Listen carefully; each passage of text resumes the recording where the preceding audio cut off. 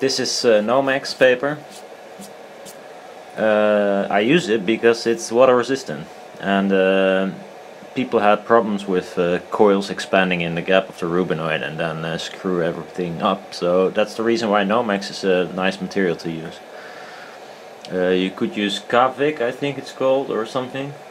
Well, another look for water resist paper and you get all kinds of not paper, because usually it's just plastics. I'm gonna draw the pattern of my coil on here, the coil former actually, and so I know where to place the coil and where the hole should be and such. It makes things a little bit more easy. But first try, so never done this. So let's see if we can make a template or something.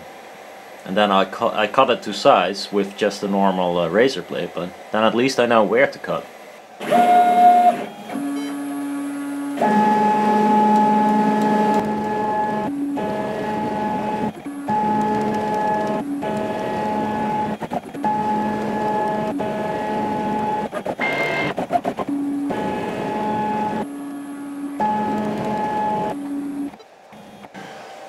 But this looks okay, so now I know where. Here's gonna be the coil. There I make some holes to put the strings in, and this flaps here will be attached to something more sturdy than the Nomex. Try to peel off the backing, which is of course a bitch as usual. Oh well, that went okay.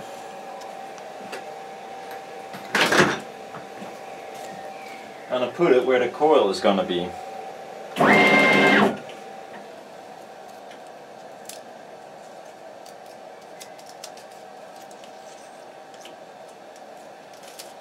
The coil is gonna be here.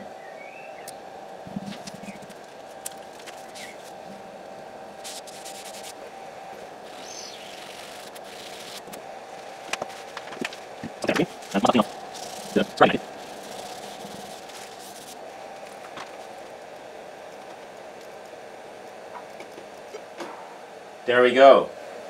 I hope it works.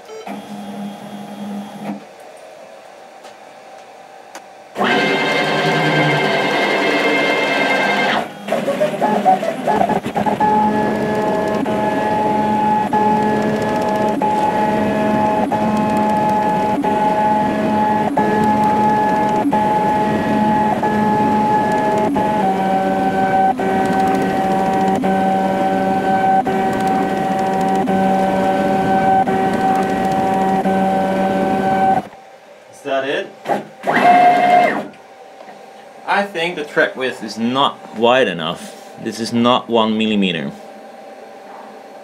Or is it?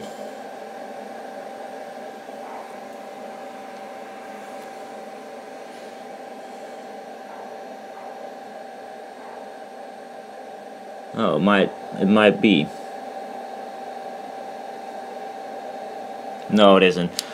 The spaces in between the tracks is bigger than the tracks itself, it should be the other way around. So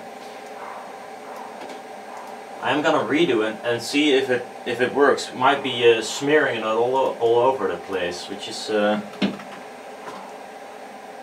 usually the case. So measuring the pen width is quite hard.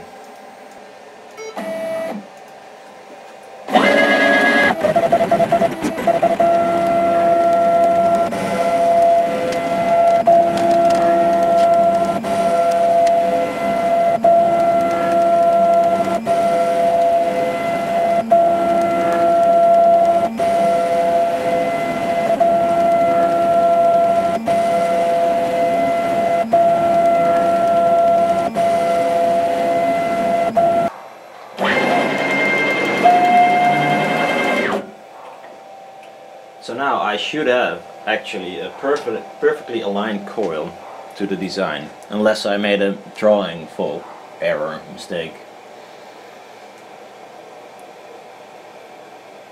Which is hard to see. This circle looks to be further away than this one, but here's the connection tab. let's cut it loose.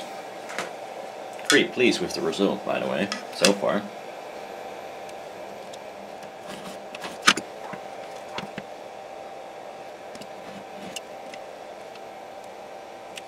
Oh, take that out. Should use the clean edge, not the front edge. It's pretty because I watered it before. It's now my bite me. Oh, it's pretty hard cut, as you can see. It's quite tough. Yeah, I might not have to need to water it because it's like this. But this should be etchable. Next time I use a smaller piece of tape because now I have to etch more away than is necessary. So, back inside. Am I zoomed in? No, not much. So, I got the ferric chloride here, and underneath is a bucket of warm water. And I'm first gonna do a slight test to see if my printed thing does not evaporate in an instant. So I made this tiny piece to see what it does before I do the big one. Let's first get a glove on.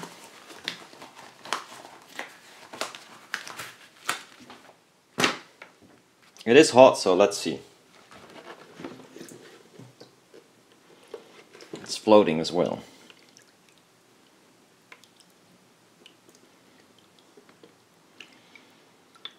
It must not go too fast.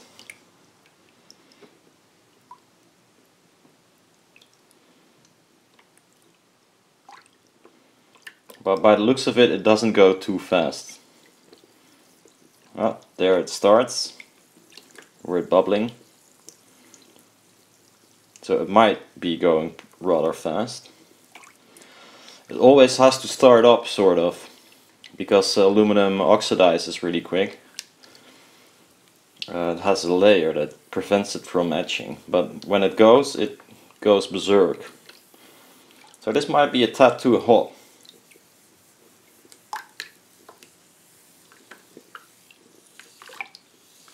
Yeah, it's too hot.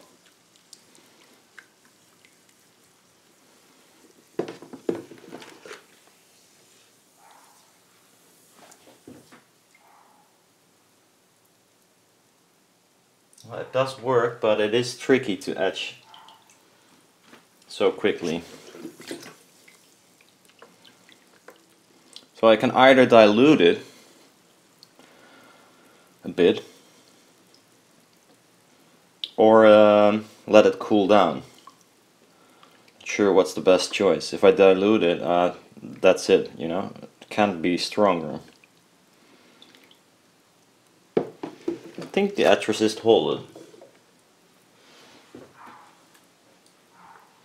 But it did sound kind of tricky, in my opinion.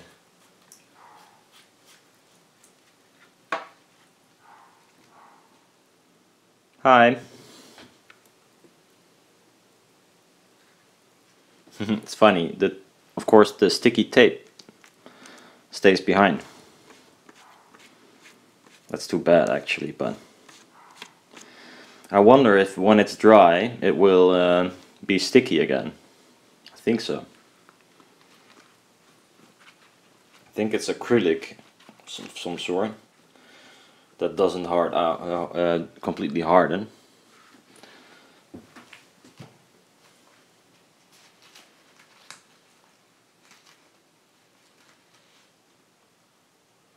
Okay, so I am gonna dilute it a little bit with just some water. So I add up a bit more because I am really scared that it goes in thermal. That's the thing. When it etches, it warms up, and when the etchant is hot, it etches even better. So it goes in, what is it? Thermal runoff, runoff. I think it's called. So the problem becomes bigger, and then it screws up everything. Like a loop. Okay, I'm going for it. It did recover from being not flat anymore, so now it's flat. It was just the water on the backside. Next time I don't use water, I think, or maybe, no, I don't use it. Just use tape to put it on the table, that's more than enough.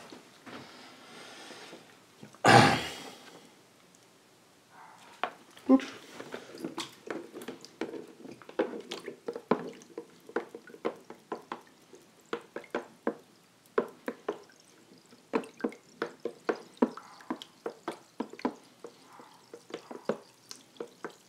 hope it etches slowly, but by the looks of it, I think it's going really fast. Might have to dilute it more.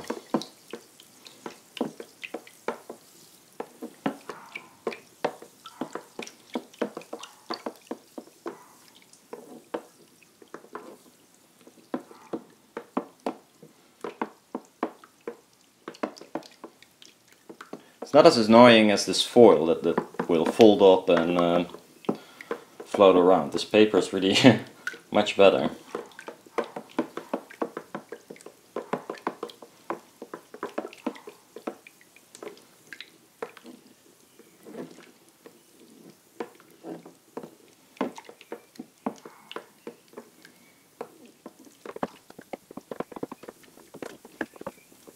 Last part's always the most tricky one.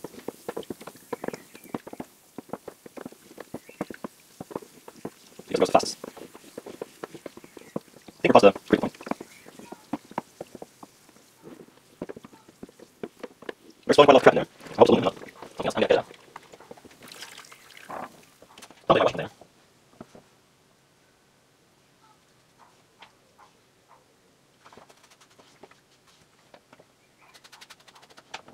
There's here some remaining aluminum crap floating or sticking to the glue layer.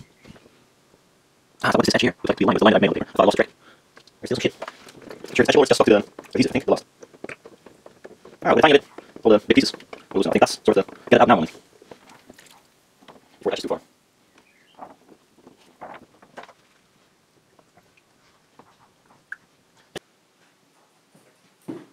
So now there's only water and no edge stuff.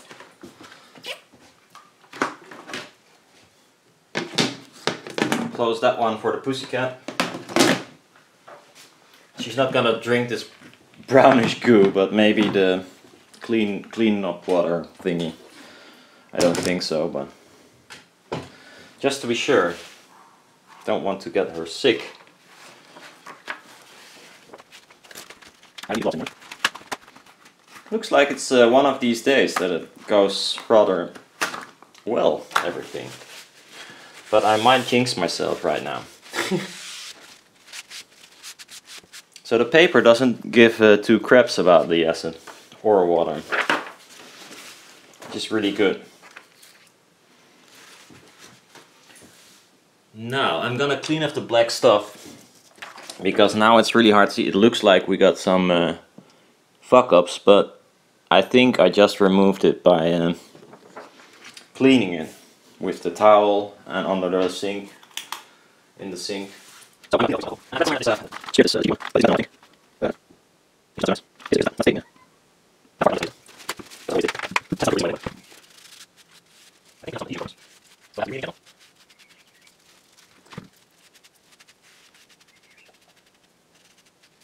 I don't dare to clean it more than this because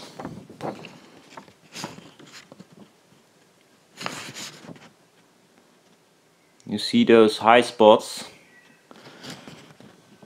That's where the aluminum comes, it stands proud a little bit, and I think it is because maybe the heat and the fact that it has both different expansion, what is it called? Well, they both expand differently, so that might be the problem. Or the acrylic is not holding it very well. Could be as well. Both cases, it's not so big of a deal as long as the whole track is still complete. And by the looks of it, I did manage to etch it rather nicely. You have to see beside. Well, you think it's dirty. Yes, I know, but it's only the permanent marker. So, and if I'm gonna remove it, I might fuck it up here. Don't want to do that. So I'll leave it as is for now. Too bad. I wanted to be. I hope it was nice and shiny, and I can make it nice and shiny, but then I might rip it. That will be a problem. So let's see if we got any resistance. Might still be wet a little bit, so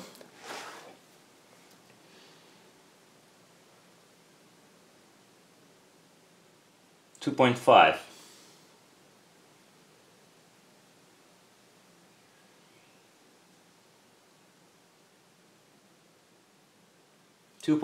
Ohm. So by the looks of it, I think there are two things that might go wrong here.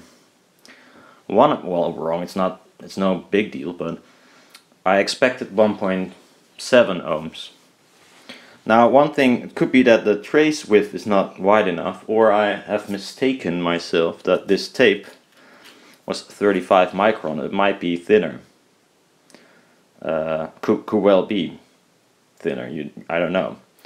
So yeah, I'm gonna try and measure the width of this track, which is really hard. If someone has a clue how to measure, for instance, this pen stripe or this tiny thing, then please let me know. I thought maybe put something next to it which is 1 millimeter, then make a very zoomed in picture and just, you know, see it in some sort of Photoshop or something, or cut program. Just an idea. If someone has a better idea, please let me know. So yeah, I'm gonna do that.